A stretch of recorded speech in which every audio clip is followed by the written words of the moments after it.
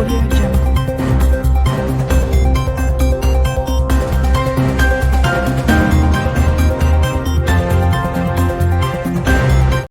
வணக்கம். தமிழன் செய்தி களம். சீர்காழியில் மின் சிக்கன வார விழாவை முன்னிட்டு மின் சிக்கனம் குறித்த விழிப்புணர்வு பேரணி.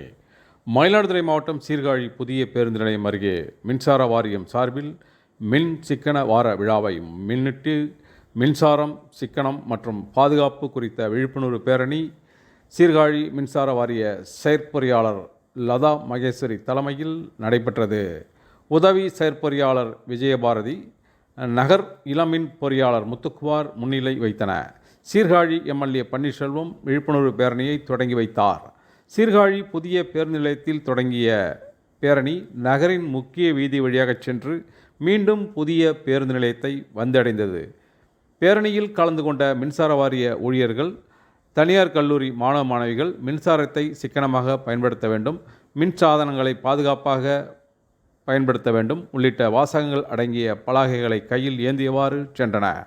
பேரணியில் மின்சார வாரிய உதவி செயற்பொறியாளர்கள், மின் இளம் பொறியாளர்கள், மின்சார வாரிய ஊழியர்கள் கலந்து கொண்டனர்.